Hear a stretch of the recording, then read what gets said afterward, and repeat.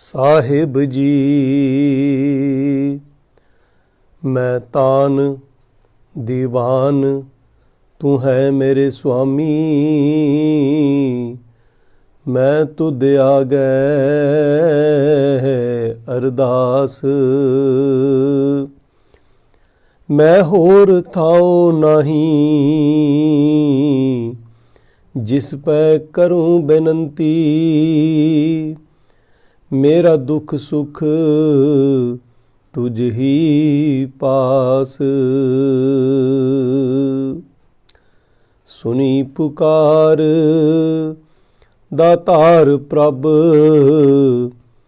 गुरु नानक जग माहे पठाया।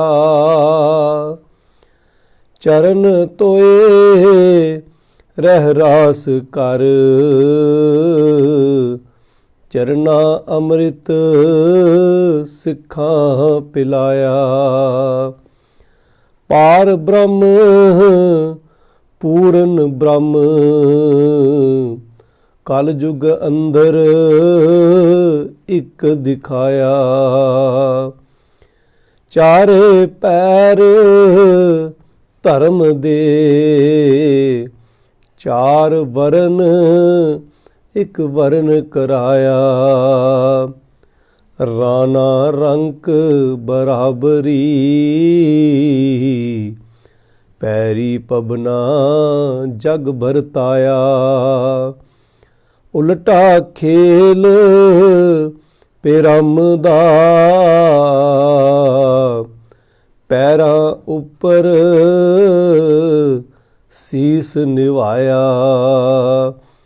कल जुग बाबे तारिया, सतनाम पढ़ मंत्र सुनाया। कल तारन गुरु नानक आया, कल तारन गुरु नानक आया। परम सन्मानयोग गुरु रूप साध संगत जीओ, सतगुरु सच्चे पातशाह जी की महान बख्शिश कृपा हुई है। निता प्रति जो आपां एक बाणी चैनल दे राहीं धन गुरु नानक साहिब जी महाराज सिख धर्म दे बानी, दीन दुनिया दे मालक सतगुरु सच्चे पातशाह जी दे पावन पवित्र प्रकाश परब नूं समर्पित हो के आपां हर रोज़ सतगुरु जी दे जीवन ते कुछ विचार करन दा हीया करते हाँ। सो आओ अज सतगुरु नानक साहिब जी महाराज जो उन्हां दी जीवन प्रथाएं लड़ी आपां आरंभ कीती है, उस दे विच सतगुरु सच्चे पातशाह जी जो भाई गुरदास जी ने उन्हां दे प्रथाएं अपनियां 12 दे विच सतगुरु जी दी उस्तत कीती है। कल तारन गुरु नानक आया। सो उस लड़ी नूं अगां वधांदियां होइआं आओ विचार आरंभ करन तो पहलां कलगीधर पिता गुरु गोबिंद सिंह जी वल्लों बख्शिश कीती फतेह नाल सांझ पाईए, फिर विचारां दी आरंभता करदे हां। सो दिओ असीस, गज के आखो वाहिगुरू जी का खालसा वाहिगुरू जी की फतेह। गुरु सवारिओ, धन गुरु नानक साहिब जी महाराज जिन्हां दे प्रथाएं भाई गुरदास जी ने बड़े ही सुंदर बचन साडे नाल सांझे कीते हन कि सुनी पुकार दातार प्रभ, गुरु नानक जग माहे पठाया। जदों इस धरती दी पुकार, इस धरती ते रहन वाले लोकां दी पुकार, जदों निमानिया नितानिया दी पुकार उस रब परमात्मा परमेश्वर ने सरवण कीती ते सतगुरु नानक साहिब जी महाराज जी नूं इस संसार दे विच भेजिया। गुरु नानक जग माहे पठाया। ये उस अकाल पुरख परमात्मा परमेश्वर ने जो जोत रूह हर आप गुरु नानक कहायो, उन्होंने इस संसार दे विच भेजिया। ते भाई गुरदास जी ने बड़े खूबसूरत लफज साडे नाल सांझे कीते ने अपनी 12 दे विच ही।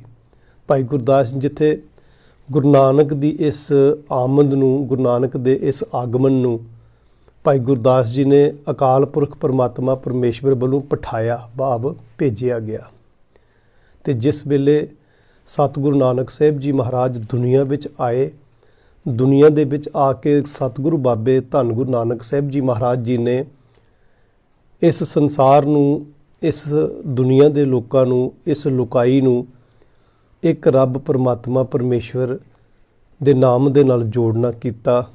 ਔਰ ਜੋ ਦੁਨੀਆ ਦੇ ਵਿੱਚੋਂ ਉਸ ਵੇਲੇ ਕਰਮਕਾਂਡ ਧਰਮ ਦੇ ਨਾਂ ਦੇ ਉੱਤੇ ਆਮ ਪਸਰੇ ਹੋਏ ਸਨ, ਜਦੋਂ ਉਸ ਵਿਚਾਰਧਾਰਾ ਨੂੰ ਦੁਨੀਆ ਦੇ ਵਿੱਚ ਲਾਗੂ ਕੀਤਾ ਤੇ ਭਾਈ ਗੁਰਦਾਸ ਜੀ ਨੇ ਸ਼ਬਦ ਵਰਤੇ, ਗੁਰੂ ਨਾਨਕ ਪਾਤਸ਼ਾਹ ਜੀ ਦੇ ਪ੍ਰਥਾਏ, ਸਤਿਗੁਰੂ ਨਾਨਕ ਪ੍ਰਗਟਿਆ ਮਿੱਟੀ ਧੁੰਦ ਜਗ ਚਾਨਣ ਹੋਆ।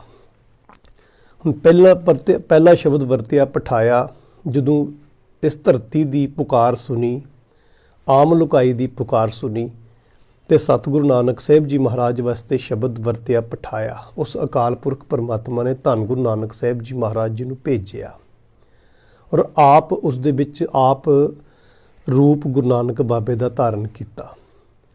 ਜਿਸ ਵੇਲੇ ਧੰਨ ਗੁਰੂ ਨਾਨਕ ਸਾਹਿਬ ਜੀ ਮਹਾਰਾਜ ਜੀ ਨੇ ਇਸ ਸਮਾਜ ਦੇ ਵਿੱਚ, ਇਸ ਦੁਨੀਆ ਦੇ ਵਿੱਚ ਵਿਚਾਰਧਾਰਾ ਗੁਰੂ ਨਾਨਕ ਬਾਬੇ ਨੇ ਲਾਗੂ ਕੀਤੀ, ਲਾਗੂ ਹੋਈ, ਤੇ ਸਤਿਗੁਰੂ ਸੱਚੇ ਪਾਤਸ਼ਾਹ ਵਾਸਤੇ ਸ਼ਬਦ ਵਰਤ ਦਿੱਤੇ ਭਾਈ ਗੁਰਦਾਸ ਜੀ ਨੇ, ਜੋ ਆਪ ਜੀ ਨੇ ਸ਼ਰਵਣ ਕੀਤੇ ਕਿ ਗੁਰੂ ਨਾਨਕ ਸਾਹਿਬ ਦੁਨੀਆ ਵਿੱਚ ਆਏ, ਮਿੱਟੀ ਧੁੰਦ ਜਗ ਚਾਨਣ ਹੋਆ।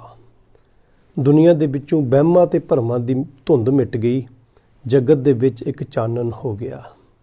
ਉੱਥੇ ਸਤਿਗੁਰੂ ਨਾਨਕ ਸਾਹਿਬ ਜੀ ਮਹਾਰਾਜ, ਤੇ ਜਦੋਂ ਸਤਿਗੁਰੂ ਨਾਨਕ ਸਾਹਿਬ ਜੀ ਮਹਾਰਾਜ ਜੀ ਨੇ, ਆਪਾਂ ਕੱਲ੍ਹ ਵੀ ਵਿਚਾਰ ਕੀਤੀ ਸੀ ਪਿਛਲੇ ਦੀਵਾਨ ਦੇ ਵਿੱਚ ਵੀ, ਕਿ ਜੋ ਸਤਿਗੁਰੂ ਨਾਨਕ ਸਾਹਿਬ ਜੀ ਮਹਾਰਾਜ ਜੀ ਨੇ ਜਿਸ ਵੇਲੇ ਉਦਾਸੀਆਂ ਦਾ, ਜਿਸ ਵੇਲੇ ਪ੍ਰਚਾਰ ਫੇਰੀਆਂ ਦਾ ਪ੍ਰਯੋਜਨ ਧੰਨ ਗੁਰੂ ਨਾਨਕ ਸਾਹਿਬ ਜੀ ਮਹਾਰਾਜ ਜੀ ਨੇ ਬਣਾਇਆ, ਉਸ ਵੇਲੇ ਭਾਈ ਗੁਰਦਾਸ ਜੀ ਨੇ ਸ਼ਬਦ ਵਰਤੇ ਚੜ੍ਹਿਆ ਸੋਧਨ ਧਰਤ ਲੁਕਾਈ। ਰੱਬ ਨੇ ਭੇਜਿਆ, ਵਿਚਾਰਧਾਰਾ ਲਾਗੂ ਕੀਤੀ ਤੇ ਪ੍ਰਗਟ ਹੋਏ। ਤੇ ਜਦੋਂ ਪ੍ਰਗਟ ਹੋ ਕੇ, ਜਦੋਂ ਘਰ ਘਰ ਜਾ ਕੇ ਗੁਰੂ ਨਾਨਕ ਬਾਬੇ ਨੇ ਹੋਕਾ ਦਿੱਤਾ, ਸਭ ਨੂੰ ਇਹ ਗੱਲ ਸਮਝਾਉਣ ਦਾ ਯਤਨ ਕੀਤਾ, ਤੇ ਉੱਥੇ ਭਾਈ ਗੁਰਦਾਸ ਜੀ ਕਹਿੰਦੇ ਨੇ ਚੜ੍ਹਿਆ ਸੋਧਨ ਧਰਤ ਲੁਕਾਈ।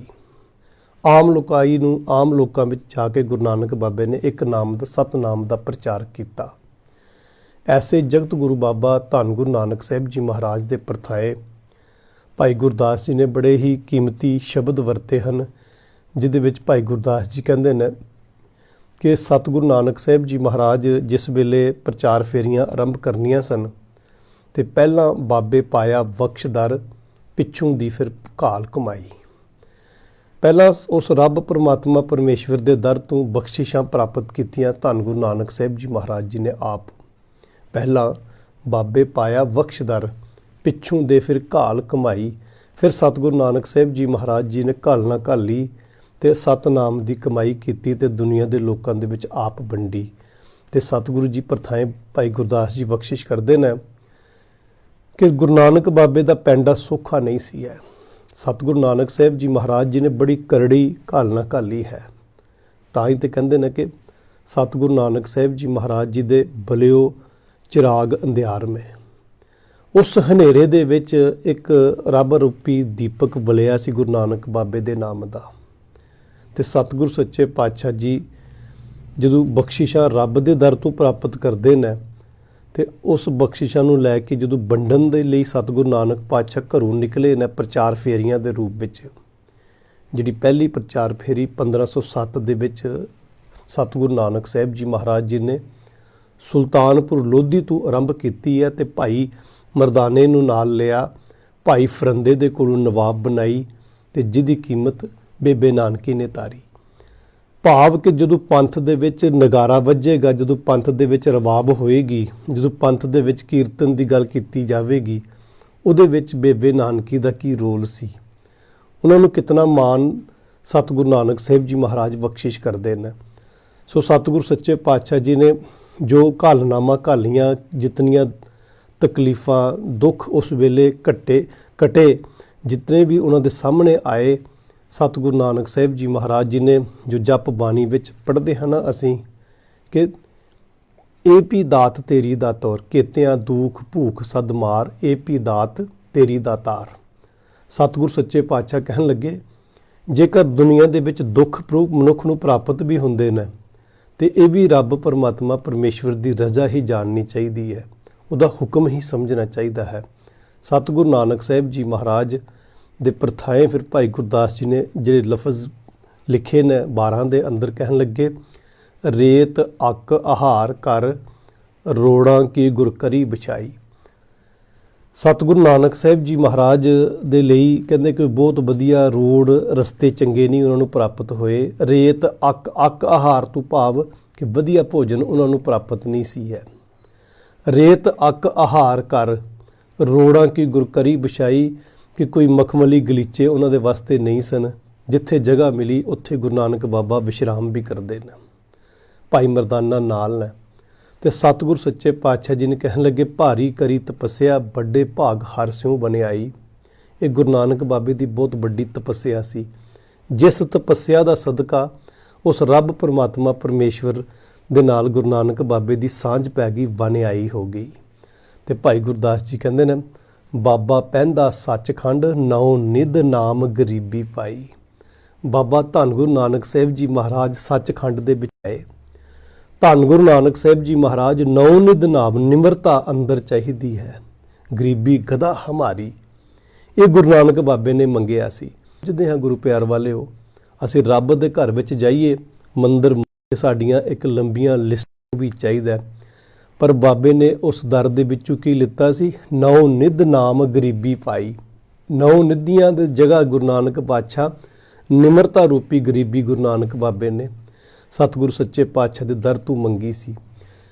ਐਸੇ ਸਤਿਗੁਰੂ ਨਾਨਕ ਸਾਹਿਬ ਜੀ ਮਹਾਰਾਜ ਜਿਸ ਵੇਲੇ ਦੁਨੀਆ ਨੂੰ ਦੇਖਿਆ, ਗੁਰੂ ਨਾਨਕ ਬਾਬੇ ਨੇ ਬਾਬਾ ਦੇਖੇ ਧਿਆਨ ਧਰ, ਜਲਤੀ ਸਭ ਪ੍ਰਿਥਵੀ ਦਿਸ ਆਈ। ਕੀ ਪ੍ਰੋਬਲਮ, ਦਿੱਕਤ ਕੀ ਆ ਰਹੀ ਸੀ? ਬਾਝੋਂ ਗੁਰੂ ਗਵਾਰ ਹੈ ਕਰਦੀ ਸੁਣੀ ਲੁਕਾਈ। ਗੁਰੂ ਨਹੀਂ ਸੀ ਭਲਿਓ, ਸੰਸਾਰ ਨੂੰ ਸਿੱਧੇ ਰਾਹ ਪਾਉਣ ਵਾਲਾ ਕੋਈ ਨਜ਼ਰ ਨਹੀਂ ਸੀ ਆ ਰਿਹਾ। ਨਿਗਰੇ ਹੋ ਕੇ ਲੋਕ ਆਪਣਾ ਜੀਵਨ ਬਤੀਤ ਕਰ ਰਹੇ ਸੀ। ਧੰਨ ਗੁਰੂ ਨਾਨਕ ਸਾਹਿਬ ਜੀ ਮਹਾਰਾਜ ਦੇ ਪ੍ਰਥਾਏ ਭਾਈ ਗੁਰਦਾਸ ਜੀ ਕਹਿੰਦੇ, ਬਾਝੋਂ ਗੁਰੂ ਗਵਾਰ ਹੈ ਕਰਦੀ ਸੁਣੀ ਲੁਕਾਈ। ਲੁਕਾਈ ਹਾਹਾਕਾਰ ਕਰ ਰਹੀ ਸੀ। ਅੰਧੇਰੇ ਰਾਹ ਨ ਕੋਈ ਰਾਹ, ਹਨੇਰੇ ਵਿੱਚ ਲੱਭ ਕੁਛ ਨਹੀਂ ਸੀ ਰਿਹਾ। ਬਾਬੇ ਭੇਖ ਬਣਾਇਆ, ਉਦਾਸੀ ਕੀ ਰੀਤ ਚਲਾਈ। ਬਾਬੇ ਨੇ ਭੇਖ ਬਣਾ ਕੇ ਬਾਬੇ ਨੇ ਤਿਆਰੀ ਕੀਤੀ ਤੇ ਭਾਈ ਗੁਰਦਾਸ ਜੀ ਕਹਿੰਦੇ, ਭਾਈ ਮਰਦਾਨਾ ਜੀ ਨੂੰ ਨਾਲ ਲੈ ਕੇ ਧੰਨ ਗੁਰੂ ਨਾਨਕ ਸਾਹਿਬ ਜੀ ਮਹਾਰਾਜ ਉਦਾਸੀਆਂ ਦੇ ਲਈ ਨਿਕਲੇ ਨੇ।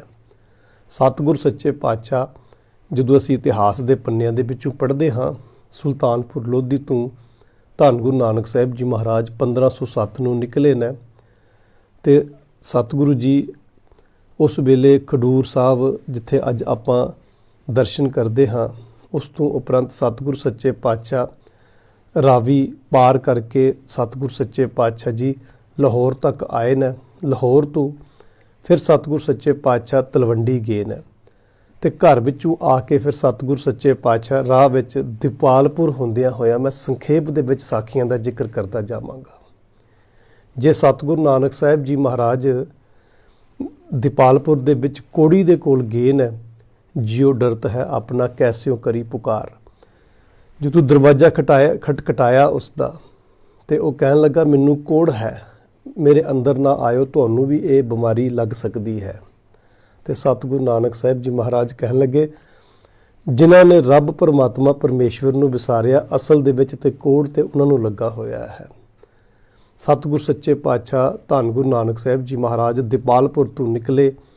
ਸਤਿਗੁਰੂ ਜੀ ਲਾਹੌਰ ਸ਼ਹਿਰ ਜ਼ਹਿਰ ਕਹਿਰ ਸਵਾ ਪਹਿਰ, ਜਿੱਥੇ ਦੁਨੀਆ ਦੇ ਨਾਲ ਬੇਇਨਸਾਫੀਆਂ ਕੀਤੀਆਂ ਜਾ ਰਹੀਆਂ ਸਨ, ਸ਼ੋਸ਼ਣ ਕੀਤਾ ਜਾ ਰਿਹਾ ਸੀ, ਉੱਥੇ ਮੂਲ ਚੰਦ ਖੱਤਰੀ ਦੇ ਘਰ ਗੁਰੂ ਨਾਨਕ ਬਾਬਾ ਰੁਕੇ ਨੇ ਤੇ ਉੱਥੇ ਅਸੀਂ ਇੱਕ ਸਾਖੀ ਦਾ ਜ਼ਿਕਰ ਪੜ੍ਹਦੇ ਹਾਂ ਕਿ ਉਹਨਾਂ ਦੇ ਜਿਹੜੇ ਚਵਾਰੇ ਤੇ ਝੰਡੇ ਲੱਗੇ ਸੀ, ਜਿੰਨੇ ਝੰਡੇ ਸੀ ਉਨੇ ਲੱਖ ਸੀ। ਤੇ ਸਤਿਗੁਰੂ ਨਾਨਕ ਸਾਹਿਬ ਜੀ ਮਹਾਰਾਜ ਜਦੋਂ ਉਹਦੇ ਘਰ ਦੇ ਵਿੱਚੋਂ ਨਿਕਲਣ ਲੱਗੇ ਤੇ ਇੱਕ ਸੂਈ ਦੇ ਕੇ ਕਹਿਣ ਲੱਗੇ, ਇਹ ਸੇਠ ਜੀ, ਇਹ ਸੂਈ ਤੁਹਾਡੇ ਕੋਲੋਂ ਅਗਲੇ ਜਹਾਨ ਵਿੱਚ ਲਵਾਂਗੇ। ਤੇ ਜਦੋਂ ਉਸਨੇ ਇਹ ਗੱਲ ਸੁਣੀ ਤੇ ਸਤਿਗੁਰੂ ਜੀ ਦੇ ਚਰਨੀ ਢਹਿ ਪਿਆ। ਅੰਦਰੋਂ ਹੰਕਾਰ ਖਤਮ ਕਰ ਦਿੱਤਾ ਗੁਰੂ ਨਾਨਕ ਪਾਤਸ਼ਾਹ ਜੀ ਨੇ ਤੇ ਉਪਰੰਤ ਸਤਿਗੁਰ ਸੱਚੇ ਪਾਤਸ਼ਾਹ ਜਿਸ ਵੇਲੇ ਆਪਣੇ ਘਰ ਜਾ ਕੇ ਮਾਤਾ ਪਿਤਾ ਨੂੰ ਮਿਲ ਕੇ, ਬੱਚਿਆਂ ਨੂੰ ਮਿਲ ਕੇ, ਫਿਰ ਸਤਿਗੁਰੂ ਨਾਨਕ ਸਾਹਿਬ ਜੀ ਮਹਾਰਾਜ ਅੱਗੇ ਨਿਕਲਦੇ ਨੇ ਤੇ ਸਭ ਅਹਿਮਨਾਬਾਦ ਦੇ ਵਿੱਚ ਗੁਰੂ ਨਾਨਕ ਪਾਤਸ਼ਾਹ ਨੇ ਬਸੇਰਾ ਕੀਤਾ। ਹੁਣ ਅਹਿਮਨਾਬਾਦ ਸਤਿਗੁਰੂ ਨਾਨਕ ਸਾਹਿਬ ਜੀ ਮਹਾਰਾਜ 2 ਵਾਰ ਆਏ ਨੇ। ਪਹਿਲਾਂ ਉਦੋਂ ਜਦੋਂ ਗੁਰੂ ਨਾਨਕ ਪਾਤਸ਼ਾਹ ਪਹਿਲੀ ਪ੍ਰਚਾਰ ਫੇਰੀ ਦੇ ਲਈ ਨਿਕਲ ਰਹੇ ਨੇ ਤੇ ਸਤਿਗੁਰੂ ਜੀ ਦੀ ਚੋਣ ਕੀ ਸੀ? ਗੁਰੂ ਪਿਆਰ ਵਾਲਿਓ, ਸਤਿਗੁਰੂ ਜਾ ਕੇ ਉੱਚੇ ਮਹਿਲ ਮਨਾਰਿਆਂ ਵਾਲਿਆਂ ਦੇ ਘਰਾਂ ਵਿੱਚ ਨਹੀਂ ਸਨ ਰੁਕਦੇ। ਜੇ ਸਤਿਗੁਰੂ ਨਾਨਕ ਸਾਹਿਬ ਗਏ ਨੇ ਤੇ ਜਾ ਕੇ ਉੱਥੋਂ ਦਾ ਇੱਕ ਕਿਰਤੀ ਭਾਈ ਲਾਲੋ, ਜਿਹਦਾ ਇਤਿਹਾਸ ਦੇ ਪੰਨਿਆਂ ਦੇ ਵਿੱਚ ਅਸੀਂ ਬੜਾ ਸਤਿਕਾਰਤ ਨਾਮ ਪੜ੍ਹਦੇ ਹਾਂ, ਭਾਈ ਲਾਲੋ ਦੇ ਘਰ ਗੁਰੂ ਨਾਨਕ ਬਾਬੇ ਨੇ ਜਾ ਕੇ ਉਹਦਾ ਦਰਵਾਜ਼ਾ ਖਟਕਾਇਆ ਤੇ ਅੰਦਰੋਂ ਆਵਾਜ਼ ਆਈ, ਭਾਈ ਕੌਣ? ਤੇ ਭਾਈ ਲਾਲੋ ਨੂੰ ਗੁਰੂ ਨਾਨਕ ਪਾਤਸ਼ਾਹ ਕਹਿਣ ਲੱਗੇ, ਭਾਈ ਲਾਲੋ ਦਰਵਾਜ਼ਾ ਖੋਲ, ਨਾਨਕ ਆਏ ਨੇ। ਸਾਧ ਸੰਗਤ, ਉਹ ਜਿਹੜਾ ਲਾਲੋ ਸੀ ਨਾ, ਉਹ ਕਿਰਤੀ ਸੀ, ਪਿੰਡ ਦੇ ਵਿੱਚ ਸਾਰਿਆਂ ਦੇ ਕਿੱਲੇ ਘੜਨ ਵਾਲਾ ਸੀ, ਸਾਰਿਆਂ ਦੇ ਲੱਕੜ ਘੜਨ ਵਾਲਾ ਸੀ। ਜਦੋਂ ਭਾਈ ਸ਼ਬਦ ਸੁਣਿਆ, ਉਹ ਭਾਈ ਲਾਲੋ ਦਰਵਾਜ਼ਾ ਖੋਲ, ਨਾਨਕ ਆਏ ਨੇ, ਮਨ ਗਦ-ਗਦ ਹੋ ਉੱਠਿਆ ਤੇ ਦਰਵਾਜ਼ਾ ਖੋਲ ਕੇ ਗੁਰੂ ਨਾਨਕ ਬਾਬੇ ਦੇ ਦਰਸ਼ਨ ਕੀਤੇ ਤੇ ਗੁਰੂ ਨਾਨਕ ਪਾਤਸ਼ਾਹ ਸਾਹਮਣੇ ਵੇਖ ਕੇ ਕਹਿੰਦੇ, ਕੀ ਕਰਨਾ ਹੈ ਭਾਈ ਲਾਲੋ?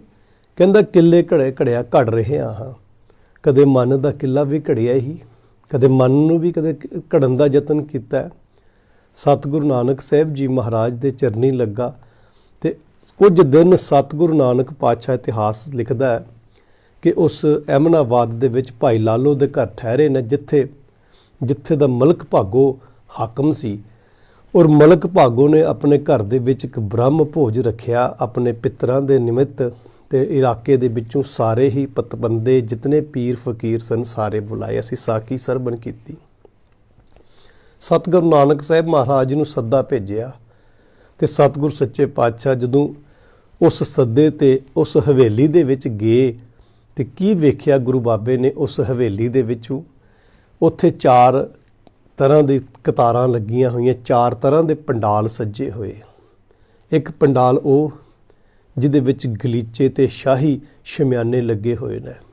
ਇੱਕ ਪੰਡਾਲ ਉਹ ਜਿੱਥੇ ਸ਼ਾਹੀ ਸ਼ਮਿਆਨੇ ਤੇ ਨਹੀਂ ਪਰ ਚੰਗੀ ਵਿਛਾਈ ਕੀਤੀ ਹੋਈ ਹੈ। ਇੱਕ ਪੰਡਾਲ ਉਹ ਜਿੱਥੇ ਟਾਟ ਤੱਪੜ ਸੀ ਥੱਲੇ, ਤੇ ਇੱਕ ਪੰਡਾਲ ਉਹ ਸੀ ਜਿਹੜਾ ਪੁੰਜੇ ਮਿੱਟੀ ਤੇ, ਜਿੱਥੇ ਸਿਰ ਤੇ ਵੀ ਕੁਝ ਨਹੀਂ ਸੀ, ਜਿਹਦੇ ਥੱਲੇ ਵੀ ਕੁਝ ਨਹੀਂ ਸੀ, ਜਿਹਦੀ ਗਿਣਤੀ ਬਹੁਤ ਵੱਡੀ ਸੀ, ਬਹੁਤ ਵੱਡੀ ਗਿਣਤੀ ਸੀ। ਸਤਿਗੁਰੂ ਨਾਨਕ ਸਾਹਿਬ ਜੀ ਮਹਾਰਾਜ ਉਸ ਵੱਡੀ ਗਿਣਤੀ ਦੇ ਵਾਲਿਆਂ ਦੇ ਨਾਲ ਜਾ ਕੇ ਬੈਠੇ, ਜਿਨ੍ਹਾਂ ਦੀ ਜਿਹੜੇ ਇੰਤਜ਼ਾਰ ਕਰ ਰਹੇ ਸਨ ਕਿ ਇਹ ਜਿਹੜੇ ਸਰਮੋਰ ਲੋਕ ਨੇ ਜਦੋਂ ਭੋਜਨ ਪਾਣੀ ਛਕਣਗੇ ਫਿਰ ਕਿਤੇ ਸਾਡੀ ਵਾਰੀ ਆਵੇਗੀ। ਜਿਨ੍ਹਾਂ ਵਾਸਤੇ ਥਾਲੀ ਪਲੇਟ ਪੱਤਲ ਕੁਝ ਨਹੀਂ ਸੀ, ਸਾਰੇ ਬੈਠੇ ਸੀ।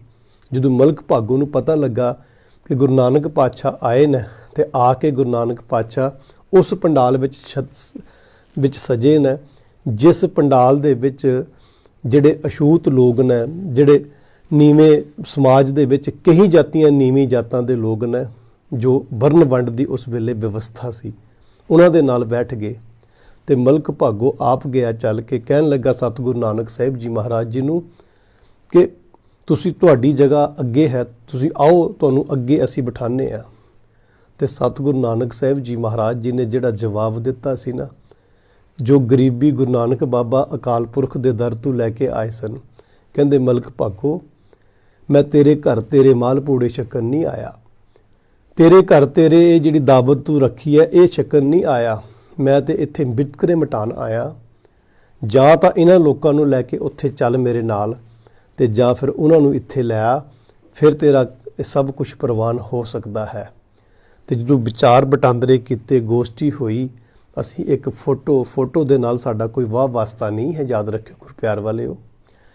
ਅਸੀਂ ਇੱਕ ਫੋਟੋ ਦਾ ਜ਼ਿਕਰ ਅਕਸਰ ਦੀਵਾਲੀ ਦੇ ਦਿਨਾਂ ਦੇ ਵਿੱਚ ਬਾਜ਼ਾਰ ਦੇ ਵਿੱਚ ਵਿਕਿਆ ਕਰਦੀਆਂ ਸੀ। ਜਦੋਂ ਅਸੀਂ ਛੋਟੇ ਹੁੰਦੇ ਸੀ ਨਾ, ਗੁਰੂ ਨਾਨਕ ਬਾਬੇ ਦੇ ਹੱਥ ਵਿੱਚ 2 ਪ੍ਰਸ਼ਾਦੇ ਹੁੰਦੇ ਸੀ, ਇੱਕ ਦੇ ਵਿੱਚੋਂ ਦੁੱਧ ਨਿਕਲ ਰਿਹਾ ਹੁੰਦਾ ਸੀ, ਦੂਜੇ ਦੇ ਵਿੱਚੋਂ ਲਹੂ ਨਿਕਲ ਰਿਹਾ ਹੁੰਦਾ ਸੀ। ਉਹ ਪ੍ਰਤੀਕ ਸੀ ਕਿ ਭਾਈ ਲਾਲੋ, ਜਿਹੜੀ ਲਾਲੋ ਦੇ ਘਰ ਦਾ ਲੰਗਰ ਹੈ, ਜਿਹੜੀ ਕੋਦਰੀ ਦੀ ਰੋਟੀ ਮੈਂ ਭਾਈ ਲਾਲੋ ਦੇ ਘਰ ਦੀ ਛਕੀ ਨਾ, ਉਹਦੇ ਵਿੱਚ ਇੱਕ ਗਰੀਬ ਕਿਰਤੀ ਮਨੁੱਖ ਦਾ ਖੂਨ ਪਸੀਨਾ ਹੈ, ਉਹਦੇ ਅੰਦਰ ਦੁੱਧ ਅੰਮ੍ਰਿਤਮਈ ਜੀਵਨ ਹੈ ਉਸਦਾ, ਉਹਦੇ ਵਿੱਚੋਂ ਅੰਮ੍ਰਿਤ ਚੁੰਦਾ ਹੈ, ਦੁੱਧ ਤੋਂ ਭਾਵ ਅੰਮ੍ਰਿਤ।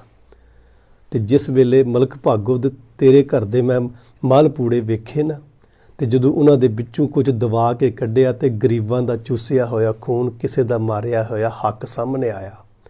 ਸਤਿਗੁਰੂ ਨਾਨਕ ਸਾਹਿਬ ਕਹਿਣ ਲੱਗੇ, ਜੇ ਇਹ ਵਿਤਕਰੇ ਖਤਮ ਕਰੇਗਾ ਤੇ ਭਾਈ ਰੱਬ ਪਰਮਾਤਮਾ ਪਰਮੇਸ਼ਵਰ ਦੇ ਦਰ ਤੇ ਪ੍ਰਵਾਨ ਹੋ ਜਾਏਗਾ।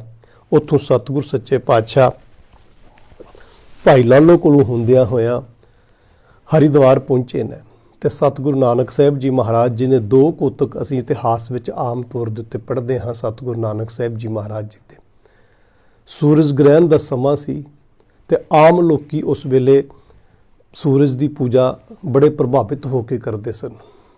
ਤੇ ਸਤਿਗੁਰੂ ਨਾਨਕ ਸਾਹਿਬ ਜੀ ਮਹਾਰਾਜ ਉਹਨਾਂ ਨੂੰ ਵੇਖ ਰਹੇ ਸਨ ਕਿ ਉਹ ਸੂਰਜ ਨੂੰ ਪਾਣੀ ਦੇ ਰਹੇ, ਗੰਗਾ ਦੇ ਵਿੱਚੋਂ ਪਾਣੀ ਸੂਰਜ ਨੂੰ ਦੇ ਰਹੇ ਨੇ। ਉਹਨਾਂ ਦੀ ਆਸਥਾ ਸੀ। ਸਤਿਗੁਰੂ ਨਾਨਕ ਸਾਹਿਬ ਜੀ ਮਹਾਰਾਜ ਉਸੇ ਹੀ ਗੰਗਾ ਦੇ ਵਿੱਚ ਗਏ ਤੇ ਪਾਣੀ ਉਲਟੇ ਪਾਸੇ ਦੇਣਾ ਸ਼ੁਰੂ ਕੀਤਾ। ਅਸੀਂ ਬੜੀ ਵਾਰ ਇਹ ਸਾਖੀ ਇਤਿਹਾਸ ਦੇ ਪੰਨਿਆਂ ਦੇ ਵਿੱਚੋਂ ਪੜ੍ਹ ਸੁਣ ਕੇ ਕਈ ਵਾਰ ਅਸੀਂ ਸਾਡੇ ਸਾਹਮਣੇ ਆਈ ਹੋਏਗੀ, ਪਰ ਗੁਰੂ ਪਿਆਰ ਵਾਲਿਓ ਕਦੇ ਇਸ ਗੱਲ ਵੱਲ ਅਸੀਂ ਧਿਆਨ ਦਈਏ ਕਿ ਜਦੋਂ ਗੁਰੂ ਨਾਨਕ ਪਾਤਸ਼ਾਹ ਦੂਜੇ ਪਾਸੇ ਪਾਣੀ ਦੇ ਰਹੇ ਸਨ ਤਾਂ ਸਾਰੇ ਆਪਸ ਦੇ ਵਿੱਚ ਗੁਫ਼ਤਗੂ ਕਰਨ ਲੱਗੇ ਕਿ ਇਹ ਵਿਚਾਰਾ ਕੋਈ ਨਵਾਂ ਆਇਆ, ਇਸ ਨੂੰ ਪਤਾ ਨਹੀਂ ਹੈ ਕਿ ਸੂਰਜ ਦੇਵਤਾ ਕਿੱਧਰ ਹਨ। ਤੇ ਸਾਰੇ ਜਾ ਕੇ ਇਹ ਗੱਲ ਕਹਿਣ ਲੱਗੇ, ਬਹੁਤ ਸਾਰਾ ਇਕੱਠ ਬਣ ਗਿਆ, ਸਭ ਵੇਖਣ ਲੱਗੇ ਗੁਰੂ ਨਾਨਕ ਬਾਬੇ ਨੂੰ ਕਿ ਸਤਿਗੁਰੂ ਸੱਚੇ ਪਾਤਸ਼ਾਹ ਜੋ ਇਹ ਵਰਤਾਰਾ ਵਰਤ ਰਿਹਾ ਹੈ, ਇਹ ਬੰਦਾ ਪੁੱਠੇ ਪਾਸੇ ਪਾਣੀ ਦੇ ਰਿਹਾ ਹੈ। ਕਹਿਣ ਲੱਗੇ ਸੂਰਜ ਇੱਧਰ ਨਹੀਂ, ਸੂਰਜ ਇੱਧਰ ਹੈ। ਤੇ ਸਤਿਗੁਰੂ ਸੱਚੇ ਪਾਤਸ਼ਾਹ ਕਹਿਣ ਲੱਗੇ ਤੁਸੀਂ ਕੀ ਕਰ ਰਹੇ ਸੀ? ਕਹਿੰਦੇ ਜੀ ਅਸੀਂ ਸੂਰਜ ਨੂੰ ਪਾਣੀ ਦੇ ਰਹੇ ਹਾਂ। ਤੇ ਸਤਿਗੁਰੂ ਨਾਨਕ ਸਾਹਿਬ ਜੀ ਕਹਿਣ ਲੱਗੇ ਮੈਂ ਆਪਣੀ ਫਸਲਾਂ ਨੂੰ ਪਾਣੀ ਦੇ ਰਿਹਾ, ਪੰਜਾਬ ਦੇਸ਼ ਵਿੱਚੋਂ ਆਇਆ ਤੇ ਪੰਜਾਬ ਦੇ ਵਿੱਚ ਮੇਰੇ ਖੇਤ ਸੁੱਕ ਰਹੇ ਨੇ, ਮੈਂ ਪਾਣੀ ਉਹਨਾਂ ਨੂੰ ਦੇ ਰਿਹਾ। ਤੇ ਸਾਰੇ ਹੱਸ ਕੇ ਬੋਲੇ, ਕਹਿਣ ਲੱਗੇ ਤੁਹਾਡਾ ਪਾਣੀ ਤੇ ਇੱਥੇ ਹੀ ਪੈ ਰਿਹਾ, ਫਸਲਾਂ ਤੱਕ ਕਿੱਥੇ ਪੁੱਜ ਰਿਹਾ। ਤੇ ਸਤਿਗੁਰੂ ਨਾਨਕ ਸਾਹਿਬ ਜੀ ਮਹਾਰਾਜ ਕਹਿਣ ਲੱਗੇ ਜੇ ਪਾਣੀ ਮੇਰਾ ਇੱਥੇ ਡਿੱਗ ਰਿਹਾ ਤੇ ਤੁਹਾਡਾ ਵੀ ਪਾਣੀ ਇੱਥੇ ਹੀ ਡਿੱਗ ਰਿਹਾ, ਇਹ ਵੀ ਉੱਥੇ ਤੱਕ ਨਹੀਂ ਪਹੁੰਚ ਰਿਹਾ। ਸਤਿਗੁਰੂ ਜੀ ਨੇ ਫੋਕਟ ਦੇ ਜਿਹੜੇ ਕਰਮ ਕਾਂਡ ਸਨ, ਵਿਅਰਥ ਦੇ ਕਰਮ ਕਾਂਡਾਂ ਤੋਂ ਸਤਿਗੁਰੂ ਜੀ ਨੇ ਉੱਥੇ ਵਰਜਿਤ ਕੀਤਾ। ਤੇ ਉੱਥੇ ਹੀ ਜਗ੍ਹਾ ਦੇ ਉੱਤੇ ਅਸੀਂ ਇਤਿਹਾਸ ਦੇ ਵਿੱਚ ਇੱਕ ਸਾਖੀ ਪੜ੍ਹਦੇ ਹਾਂ ਜਿਹਦਾ ਜ਼ਿਕਰ ਵੀ ਬਾਣੀ ਦੇ ਵਿੱਚ ਅਸੀਂ ਆਂਦਾ ਹੈ ਕਿ ਵੈਸ਼ਨੋ ਸਾਧ ਜਿਹੜਾ ਉੱਥੇ ਉਸ ਵੇਲੇ ਜਦੋਂ ਸਤਿਗੁਰੂ ਨਾਨਕ ਸਾਹਿਬ ਉੱਥੇ ਰੁਕੇ ਨੇ, ਇੱਕ ਵੈਸ਼ਨੋ ਸਾਧ ਨਾਲ ਹੀ ਸਤਿਗੁਰੂ ਸੱਚੇ ਪਾਤਸ਼ਾਹ ਦੇ ਅੱਗੇ ਰੁਕਿਆ ਸੀ। ਉਸਨੇ ਕੀ ਕੀਤਾ ਕਿ ਸਵੇਰ ਉੱਠਿਆ, ਆਪਣੇ ਚੌਕਾ ਸਾਫ਼ ਕੀਤਾ, ਗੋਬਰ ਨਾਲ ਸਾਫ਼ ਕਰਕੇ ਲੱਕੜਾਂ ਧੋ ਕੇ ਸੁਖਾ ਕੇ ਤੇ ਆਪਣਾ ਜਦੋਂ ਉਹ ਲੰਗਰ ਪ੍ਰਸ਼ਾਦਾ ਤਿਆਰ ਕਰਨ ਲੱਗਾ, ਅਸੀਂ ਸਾਖੀ ਬਹੁਤ ਵਾਰ ਸਰਵਣ ਕੀਤੀ ਹੈ। ਤੇ ਸਤਿਗੁਰੂ ਨਾਨਕ ਸਾਹਿਬ ਜੀ ਮਹਾਰਾਜ ਜੀ ਨੇ ਭਾਈ ਮਰਦਾਨੇ ਨੂੰ ਆਖਿਆ, ਭਾਈ ਮਰਦਾਨਿਓ ਜਾਓ ਉਹਨਾਂ ਤੋਂ ਥੋੜ੍ਹੀ ਅੱਗ ਲੈ ਕੇ ਆਓ, ਅਸੀਂ ਵੀ ਲੰਗਰ ਪ੍ਰਸ਼ਾਦਾ ਤਿਆਰ ਕਰੀਏ। ਤੇ ਜਿਸ ਵੇਲੇ ਉਸ ਵੈਸ਼ਨੋ ਸਾਧ ਦੇ ਸਤਿਗੁਰੂ ਸੱਚੇ ਪਾਤਸ਼ਾਹ ਜੀ ਘੱਲੇ ਹੋਏ ਭਾਈ ਮਰਦਾਨਾ ਜੀ ਉੱਥੇ ਗਏ ਤੇ ਜਾ ਕੇ ਅੱਗ ਮੰਗੀ। ਤੇ ਜਦੋਂ ਉਸਨੇ ਪੁੱਛਿਆ ਕੌਣ ਹੋ ਤੇ ਜਾਤ ਕੀ ਹੈ, ਤੇ ਉਹ ਕਹਿਣ ਲੱਗੇ ਮੈਂ ਮਰਾਸ਼ੀ ਜਾਤ ਦਾ। ਤੇ ਸਤਿਗੁਰੂ ਸੱਚੇ ਪਾਤਸ਼ਾਹ ਦੇ ਨਾਲ ਗੁਰੂ ਨਾਨਕ ਬਾਬੇ ਦੇ ਨਾਲ ਇੱਥੇ ਆਇਆ ਤੇ ਉਸ ਨੂੰ ਇਤਨਾ ਲਾਲ ਪੀਲਾ ਹੋ ਗਿਆ, ਇਤਨਾ ਕ੍ਰੋਧਿਤ ਹੋ ਗਿਆ ਕਿ ਬਲਦੀ ਅੱਗ ਦੀ ਚੋਹ ਲੈ ਕੇ ਉਸਦੇ ਪਿੱਛੇ ਤੇ ਭਾਈ ਮਰਦਾਨਾ ਅੱਗੇ ਅੱਗੇ ਤੇ ਉਹ ਜਿਹੜਾ ਸਾਧ ਪਿੱਛੇ ਪਿੱਛੇ। ਜਿਸ ਵੇਲੇ ਗੁਰੂ ਨਾਨਕ ਤੱਕ ਪਹੁੰਚੇ ਤੇ ਸਤਿਗੁਰੂ ਸੱਚੇ ਪਾਤਸ਼ਾਹ ਕਹਿਣ ਲੱਗੇ ਸਾਧ ਜਨੋ ਇੱਕ ਮਿੰਟ ਸੁਣ ਲਓ ਗੱਲ। ਭਾਈ ਮਰਦਾਨੇ ਨੂੰ ਗੁਰੂ ਨਾਨਕ ਬਾਬੇ ਨੇ ਕਹਿਆ, ਮਰਦਾਨਿਆ ਮਹਾਂਪੁਰਖਾਂ ਨੂੰ ਤੁਸੀਂ ਕਿਉਂ ਇਤਨਾ ਕਸ਼ਟ ਦਿੱਤਾ ਹੈ, ਤੁਸੀਂ ਆਪ ਅੱਗ ਲੈਣੀ ਸੀ। ਭਾਈ ਮਰਦਾਨਾ ਕਹਿਣ ਲੱਗੇ ਇਹ ਅੱਗ ਦੇਣ ਨਹੀਂ, ਅੱਗ ਲਾਉਣ ਆਏ ਨੇ ਸਤਿਗੁਰੂ। ਕਹਿੰਦੇ ਕੀ ਹੋਇਆ? ਕਹਿੰਦੇ ਇਹਨਾਂ ਦਾ ਚੌਂਕਾ ਪਿਟਿਆ ਗਿਆ, ਇਹਨਾਂ ਦੇ ਚੌਂਕਾ ਇਹਨਾਂ ਜਿਹੜੀ ਕਾਰਾਂ ਪਾਈਆਂ ਸੀ ਮੈਂ ਉਹਦੀ ਉਲੰਘਣਾ ਕਰਦੀ, ਮੇਰਾ ਪਰਛਾਵਾਂ ਉੱਥੇ ਪੈ ਗਿਆ। ਹੁਣ ਸਤਿਗੁਰ ਸੱਚੇ ਪਾਤਸ਼ਾਹ ਉਸ ਵੈਸ਼ਨੋ ਸਾਧ ਦੇ ਨਾਲ ਵਿਚਾਰ ਵਟਾਂਦਰੇ ਕਰਦੇ ਨੇ ਤੇ ਕਹਿਣ ਲੱਗੇ ਭਲਿਆ ਜੇ ਮਨ ਵਿੱਚ ਇਤਨਾ ਕੁਛ ਅੰਦਰ ਲੈ ਕੇ ਬੈਠਾ ਹੋਇਆ ਹੈ ਤੇ ਫਿਰ ਸਮਝ ਲਈ ਕਿ ਤੇਰੇ ਇਹ ਜਿਹੜੇ ਵਾਰੀ ਤੌਰ ਦੇ ਉੱਤੇ ਸਾਫ਼ ਚੌਂਕੇ ਹੁੰਦੇ ਨੇ ਕਿਸੇ ਕੰਮ ਨਹੀਂ। ਅਸੀਂ ਸਤਿਗੁਰੂ ਜੀ ਦੇ ਬੋਲ ਪੜ੍ਹਦੇ ਹਾਂ, ਸਤਿਗੁਰੂ ਜੀ ਬਖਸ਼ਿਸ਼ ਕਰਦੇ ਨੇ, ਕੂ ਬੁੱਧ ਡੂਮਨੀ ਕੂ ਦਿਆ ਕਸਾਇਨ। ਕਹਿੰਦੇ ਤੇਰੇ ਅੰਦਰ ਉਹ ਮਰਾਸ਼ਨ ਬੈਠੀ ਹੋਈ ਹੈ, ਜਿਹੜੀ ਤੇਰੀ ਮਾੜੀ ਮੱਤ ਹੈ ਸਮਝ ਲੈ ਉਹ ਇੱਕ ਮਰਾਸ਼ਨ ਹੈ। ਕੂ ਦਿਆ ਕਸਾਇਨ, ਤੇ ਅੰਦਰ ਜੇ ਦਇਆ ਨਹੀਂ ਹੈ ਤੇਰੇ ਤੇ ਉਹ ਇੱਕ ਕਸਾਇਨ ਤੇਰੇ ਅੰਦਰ ਬੈਠੀ ਹੋਈ ਹੈ। ਪਰ ਨਿੰਦਾ ਘੱਟ ਚੂੜੀ, ਤੇ ਦੂਜੇ ਦੀ ਨਿੰਦਾ ਕਰਨੀ, ਕਿਸੇ ਨੂੰ ਮਾੜਾ ਕਹਿਣਾ ਇਹ ਤੇਰੇ ਅੰਦਰ ਚੂੜੀ ਬੈਠੀ ਹੋਈ ਹੈ, ਮੁੱਠੀ ਕ੍ਰੋਧ ਚੰਡਾਲ। ਇਹ ਜਿਹੜੀ ਕ੍ਰੋਧ ਰੂਪੀ ਤੇਰੇ ਅੰਦਰ ਕ੍ਰੋਧ ਬੈਠਾ ਹੋਇਆ ਚੰਡਾਲ ਰੂਪ ਧਾਰਨ ਕਰਕੇ। ਜਿਤਨੀਆਂ ਮਰਜ਼ੀ ਕਹਿਣ ਲੱਗੇ ਤੁਸੀਂ ਕਾਰਾਂ ਪਾਈ ਜਾਓ, ਜਿਤਨੇ ਮਰਜ਼ੀ ਚੌਂਕੇ ਸਾਫ਼ ਕਰੀ ਜਾਓ, ਕਾਰੀ ਕੱਢੀ ਕਿਆ ਥੀ ਐ ਜਾਂ ਚਾਰੇ ਬੈਠੀਆਂ ਨਾਲ। ਕਹਿੰਦੇ ਭਲਿਆ ਜਿੰਨੀਆਂ ਮਰਜ਼ੀ ਚੌਂਕੇ ਤੂੰ ਸਾਫ਼ ਕਰ ਲੈ, ਜਿੰਨੇ ਮਰਜ਼ੀ ਗੋਬਰ ਕਰ ਲੈ, ਜਿਤਨੀਆਂ ਮਰਜ਼ੀ ਕਾਰਾਂ ਮਾਰ ਲੈ, ਜੇ ਅੰਦਰ ਦਾ ਚੌਂਕਾ ਪਿੱਟਿਆ ਹੋਇਆ ਨਾ, ਅੰਦਰ ਤੇਰੇ ਇਹ ਜਿਹੜੀਆਂ ਚਾਰੇ ਬੈਠੀਆਂ ਹੋਈਆਂ ਨੇ, ਕੁਬੁੱਧ ਡੂਮਣੀ ਕੂਦਿਆ ਕਸਾਇਨ, ਪਰ ਨਿੰਦਾ ਘਟ ਚੂਹੜੀ, ਮੁੱਠੀ ਕ੍ਰੋਧ ਚੰਡਾਲ। ਜਦੋਂ ਇਹ ਅੰਦਰ ਬੈਠੀਆਂ ਹੋਈਆਂ ਨੇ ਤੇ ਭਾਈ ਅੰਦਰੋਂ ਤੂੰ ਇਤਨਾ ਭਰਿਆ ਹੋਇਆ ਹੈ, ਇਸ ਮਨ ਕੋ ਮਲ ਲਾਗੀ ਕਾਲਾ ਹੁਆ ਸਿਆ। ਇਹੋ ਜਿਹਾ ਮਨ ਬਣਾ ਕੇ ਬੈਠਾ ਹੋਇਆ ਤੇ ਬਾਹਰੀ ਤੂੰ ਜਿਤਨਾ ਮਰਜ਼ੀ ਇਸ਼ਨਾਨ ਕਰ ਲੈ, ਉੱਥੇ ਸਤਿਗੁਰ ਸੱਚੇ ਪਾਤਸ਼ਾਹ ਬਖਸ਼ਿਸ਼ ਕਰਦੇ ਨੇ। ਸੱਚ ਸੰਜਮ ਕਰਨੀ ਕਾਰਾਂ। ਕਹਿੰਦੇ ਸੱਚ ਦੇ ਨਾਲ ਆਪਣਾ ਚਿੱਤ ਜੋੜ ਭਲਿਆ, ਮਨ ਪਵਿੱਤਰ ਕਰ। ਸੱਚ ਸੰਜਮ ਇਹ ਆਪਣੇ ਜੀਵਨ ਦੇ ਵਿੱਚ ਲੈ ਕੇ ਆ। ਕਰਨੀ ਕਾਰਾਂ, ਚੰਗੇ ਜੀਵਨ ਦੀ ਕਾਰ, ਇਹ ਕਾਰਾਂ ਪਾਇਆ ਕਰ। ਨਾਵਨ ਨਾਉ ਜਪੇਹੀ, ਜੇ ਤੂੰ ਨਾਮ ਜਪੇ ਨਾ ਭਲਿਆ, ਇਹ ਤੇਰਾ ਸੱਚਾ ਨਾਵਨ ਹੋ ਜਾਏ। ਤੂੰ ਨਾਮ ਜਪਣਾ, ਸਿਮਰਨ ਦੇ ਵਿੱਚ ਜੁੜਨਾ, ਰੱਬ ਦੇ ਨਾਲ ਜੁੜਨਾ, ਇਹ ਤੇਰਾ ਸੱਚਾ ਨਾਵਨ ਹੈ। ਤੇ ਫਿਰ ਕਹਿੰਦੇ ਕੀ ਹੋਏਗਾ? ਨਾਨਕ ਅੱਗੇ ਉੱਤਮ ਸੇਈ, ਜੇ ਪਾਪਾਂ ਪੰਧ ਨਾ ਦੇਹੀ। ਯਾਦ ਰੱਖੀ ਭਲਿਆ, ਕਿਸੇ ਨੂੰ ਪਾਪਾਂ ਪੰਧ ਨਾ ਦੇਹੀ, ਕਿਸੇ ਨੂੰ ਮਾੜਾ ਰਾਹ ਨਾ ਦੱਸੀ ਜ਼ਿੰਦਗੀ ਵਿੱਚ, ਕਿਸੇ ਨੂੰ ਮਾੜੇ ਪਾਸੇ ਨਾ ਪਾਈ। ਨਾਨਕ ਅੱਗੇ ਉੱਤਮ ਸੇਹੀ, ਉਸ ਰੱਬ ਦੀ ਹਜ਼ੂਰੀ ਵਿੱਚ, ਉਸ ਪ੍ਰਭੂ ਪਰਮਾਤਮਾ ਦੀ ਹਜ਼ੂਰੀ ਵਿੱਚ ਉਹੀ ਉਹ ਮਨੁੱਖ ਸਤਿਕਾਰੇ ਜਾਂਦੇ ਨੇ ਜਿਹੜੇ ਪ੍ਰਭੂ ਪਰਮਾਤਮਾ ਪਰਮੇਸ਼ਵਰ ਦੇ ਨਾਲ ਜੁੜ ਕੇ ਉਹਦੇ ਦੱਸੇ ਹੋਏ ਰਾਹ ਦੇ ਉੱਤੇ ਜੀਵਨ ਚਲਾਉਂਦੇ ਨੇ। ਸਤਿਗੁਰੂ ਨਾਨਕ ਸਾਹਿਬ ਜੀ ਮਹਾਰਾਜ ਐਸੇ ਵੈਸ਼ਨੋ ਸਾਧ ਨੂੰ ਜੋ ਉਸ ਵੇਲੇ ਕਰਮਕਾਂਡੀ ਜੀਵਨ ਜੀ ਰਹੇ ਸਨ, ਉਹਨਾਂ ਨੂੰ ਇੱਕ ਰੱਬ ਪਰਮਾਤਮਾ ਪਰਮੇਸ਼ਵਰ ਵਹਿਮਾਂ ਭਰਮਾਂ ਵਿੱਚੋਂ ਬਾਹਰ ਕੱਢ ਕੇ ਤੇ ਸਤਿਗੁਰੂ ਜੀ ਨੇ ਫਿਰ ਜੀਵਨ ਦੇ ਵਿੱਚ ਅਗਲਾ ਪੰਧ ਤੈਅ ਕਰਨਾ ਸ਼ੁਰੂ ਕੀਤਾ। ਜਿਹੜੀ ਪਹਿਲੀ ਉਦਾਸੀ ਆਪਾਂ ਵਿਚਾਰ ਰਹੇ ਹਾਂ, ਜਿਹਦੇ ਵਿੱਚ ਸਤਿਗੁਰੂ ਜੀ ਪ੍ਰਯਾਗ ਗਏ ਨੇ, ਜਿਹਦੇ ਵਿੱਚ ਸਤਿਗੁਰੂ ਸੱਚੇ ਪਾਤਸ਼ਾਹ ਗਇਆ ਗਏ ਨੇ, ਜਿਹਦੇ ਵਿੱਚ ਸਤਿਗੁਰੂ ਸੱਚੇ ਪਾਤਸ਼ਾਹ ਗੋਰਖ ਮੱਥੇ ਗਏ ਨੇ, ਜਿੱਥੇ ਗੁਰੂ ਨਾਨਕ ਬਾਬੇ ਦੀ ਵਿਚਾਰ ਗੋਰਖ ਨਾਥ ਦੇ ਨਾਲ ਹੋਈ ਹੈ। ਤੇ ਉੱਥੇ ਸਤਿਗੁਰੂ ਸੱਚੇ ਪਾਤਸ਼ਾਹ ਜੀ ਜਦੋਂ ਚਿੰਨ੍ਹਾਂ ਦੀ ਗੱਲ ਕੀਤੀ, ਅਸੀਂ ਜਪ ਬਾਣੀ ਦੇ ਵਿੱਚ ਆਮ ਪੜ੍ਹਦੇ ਹਾਂ ਕਿ ਸਤਿਗੁਰੂ ਨਾਨਕ ਸਾਹਿਬ ਜੀ ਮਹਾਰਾਜ ਜੀ ਨੇ ਕਿਹੜੇ ਚਿੰਨ੍ਹ ਮਨੁੱਖ ਦੇ ਜੀਵਨ ਦੇ ਵਿੱਚ ਹੋਣੇ ਚਾਹੀਦੇ ਨੇ। ਤੇ ਜੋਗ ਦੇ ਅਰਥ ਕੀ ਨੇ? ਕਹਿੰਦੇ ਗੱਲੀ ਜੋਗ ਨਾ ਹੋਈ, ਗੱਲਾਂ ਦੇ ਨਾਲ ਜੋਗ ਨਹੀਂ ਮਿਲਣਾ, ਉਸ ਰੱਬ ਨੇ ਨਹੀਂ ਮਿਲਣਾ ਤੈਨੂੰ ਭਲਿਆ। ਏਕ ਦ੍ਰਿਸ਼ਟ ਕਰ ਸੰਸਰ ਦੇਖੇ, ਜੋਗੀ ਕਹੀਏ ਸੋਈ। ਜੋਗੀ ਦੀ ਪਰਿਭਾਸ਼ਾ ਗੁਰੂ ਨਾਨਕ ਬਾਬੇ ਨੇ ਉਸ ਗੋਰਖ ਮੱਤੇ ਦੇ ਵਿੱਚ ਨਾਲ ਸਾਂਝੀ ਕੀਤੀ ਤੇ ਸਤਿਗੁਰੂ ਨਾਨਕ ਸਾਹਿਬ ਜੀ ਮਹਾਰਾਜ ਜੀ ਨੇ ਉਹਨਾਂ ਚਿੰਨ੍ਹਾਂ ਦਾ ਜ਼ਿਕਰ ਕੀਤਾ, ਜਿਹੜੇ ਚਿੰਨ੍ਹ ਅਸੀਂ ਆਮ ਤੌਰ ਉੱਤੇ ਜੋਗੀ ਲੋਕ ਪਾਉਂਦੇ ਸਨ ਕਿ ਕਿਹੜੀ ਮੁੰਦਰ ਹੋਣੀ ਚਾਹੀਦੀ ਹੈ, ਤੂੰ ਕਿਹੜੇ ਸਵਾਹ ਮਲਣੀ ਚਾਹੀਦੀ ਹੈ, ਤੇ ਕਿਸ ਸਾਰਾ ਜਦੋਂ ਵਰਤਾਰਾ ਕੀਤਾ ਤੇ ਸਤਿਗੁਰੂ ਨਾਨਕ ਸਾਹਿਬ ਜੀ ਮਹਾਰਾਜ ਤੋਂ ਇਤਨੇ ਪ੍ਰਭਾਵਿਤ ਹੋਏ ਕਿ ਗੋਰਖ ਮੱਤੇ ਦਾ ਨਾਂ ਨਾਨਕ ਮਤਾ ਰੱਖ ਦਿੱਤਾ। ਸਤਿਗੁਰੂ ਨਾਨਕ ਸਾਹਿਬ ਜੀ ਮਹਾਰਾਜ ਉੱਥੇ ਇਹਨਾਂ ਜੋਗੀਆਂ ਦੇ, ਜਿਹੜੇ ਅਸੀਂ ਪੰਨੇ 'ਚ ਪੜ੍ਹਦੇ ਹਾਂ ਨਾ ਕਿ ਜੋਗੀਆਂ ਗੁਰੂ ਨਾਨਕ ਬਾਬੇ ਨੇ ਰੀਠੇ ਵੀ ਮਿੱਠੇ ਕਰ ਦਿੱਤੇ। ਭਾਵ ਇਹ ਸੀ ਕਿ ਜਿਹੜੇ ਕੜਤਨ ਭਰੇ ਜੋਗੀਆਂ ਦੇ ਮਨ ਸਨ ਨਾ, ਉਹਨਾਂ ਦੇ ਵਿੱਚ ਜਦੋਂ ਰੱਬ ਦੀ ਵਿਚਾਰਧਾਰਾ ਗੁਰੂ ਨਾਨਕ ਬਾਬੇ ਨੇ ਉਹਦੇ ਨਾਲ ਸਾਂਝੀ ਕੀਤੀ, ਉਹਨਾਂ ਦੇ ਮਨ ਮਿੱਠੇ ਹੋ ਗਏ, ਮਨ ਨਿਰਮਲ ਹੋ ਗਏ। ਸਤਿਗੁਰੂ ਜੀ ਉਸ ਸਥਾਨ ਤੋਂ ਚੱਲ ਕੇ ਅਯੋਧਿਆ ਵਿੱਚ ਗਏ ਜਿੱਥੇ ਦੀਪਮਾਲਾ ਦੇ ਪਰਬ ਸਨ। ਸਤਿਗੁਰੂ ਜੀ ਨੇ ਉੱਥੇ ਦੀਵੇ ਦੀ ਪਰਿਭਾਸ਼ਾ ਦੱਸੀ, ਰਾਮ ਰਮੇ ਹੋਏ ਰੱਬ ਪਰਮਾਤਮਾ ਪਰਮੇਸ਼ਵਰ ਦਾ ਗਿਆਨ ਦੁਨੀਆ ਨਾਲ ਸਾਂਝਾ ਕੀਤਾ। ਉੱਥੋਂ ਸਤਿਗੁਰੂ ਸੱਚੇ ਪਾਤਸ਼ਾਹ ਬਨਾਰਸ ਦੇ ਵਿੱਚ ਆਏ, ਕਾਂਸ਼ੀ ਦੇ ਵਿੱਚ, ਜਿੱਥੇ ਸਤਿਗੁਰੂ ਨਾਨਕ ਸਾਹਿਬ ਜੀ ਮਹਾਰਾਜ ਜੀ ਨੇ ਸਮੁੱਚੀ ਲੁਕਾਈ ਨੂੰ ਉਪਦੇਸ਼ ਦਿੱਤੇ ਤੇ ਇਹ ਗੱਲ ਦੱਸੀ, ਜਿੱਥੇ ਬਾਬੇ ਕਬੀਰ ਦੇ ਸ਼ਬਦ ਬਾਣੀ ਅਤੇ ਭਗਤ ਰਵਿਦਾਸ ਦੇ ਨਾਲ ਜੋ ਉਹਨਾਂ ਦੇ ਜਿਹੜੇ ਗੱਦੀਦਾਰ ਸਨ ਜਾਂ ਉਸ ਵੇਲੇ ਸਮਕਾਲੀ ਭਗਤ ਸਨ, ਜਿੱਥੇ ਉਹਨਾਂ ਦੀ ਬਾਣੀ ਸੀ ਉਹਦੇ ਨਾਲ ਮਿਲਾਪ ਕੀਤੇ ਤੇ ਸਤਿਗੁਰੂ ਨਾਨਕ ਸਾਹਿਬ ਜੀ ਮਹਾਰਾਜ ਉਹਨਾਂ ਦੀ ਬਾਣੀਆਂ ਵੀ ਇਕੱਤਰ ਕਰਦੇ ਰਹੇ ਤੇ ਦੁਨੀਆ ਦੇ ਲੋਕਾਂ ਨੂੰ ਇਹ ਵੀ ਸਮਝਾਉਂਦੇ ਰਹੇ ਕਿ ਜੇ ਰੱਬ ਪਰਮਾਤਮਾ ਪਰਮੇਸ਼ਵਰ ਨਾਲ ਜੁੜੇ ਹਾਂ ਤੇ ਹਰ ਇੱਕ ਸਥਾਨ ਪਵਿੱਤਰ ਹੋ ਜਾਂਦਾ ਹੈ। ਉਸ ਤੋਂ ਉਪਰੰਤ ਸਤਿਗੁਰੂ ਜੀ ਅਗਾਂਹ ਸਤਿਗੁਰੂ ਜੀ ਦਾ ਸਫ਼ਰ ਅਸੀਂ ਅਗਲੇ ਦੀਵਾਨ ਦੇ ਵਿੱਚ ਸਾਂਝਾ ਕਰਨ ਦਾ ਯਤਨ ਕਰਾਂਗੇ। ਸੋ ਵਿਚਾਰ ਇਤਿਹਾਸ ਦੀ ਗੁਰਬਾਣੀ ਦੀ ਵਿਚਾਰ ਕਰਦਿਆਂ ਬੇਅੰਤ ਭੁੱਲਾਂ ਹੋ ਜਾਂਦੀਆਂ ਨੇ। ਸਤਿਗੁਰੂ ਅਤੇ ਸੰਗਤ ਬਖਸ਼ਣਯੋਗ ਹੈ, ਬਖਸ਼ੇਗੀ। ਬੁਲਾਓ ਫਤਿਹ। ਵਾਹਿਗੁਰੂ ਜੀ ਕਾ ਖਾਲਸਾ, ਵਾਹਿਗੁਰੂ ਜੀ ਕੀ ਫਤਿਹ।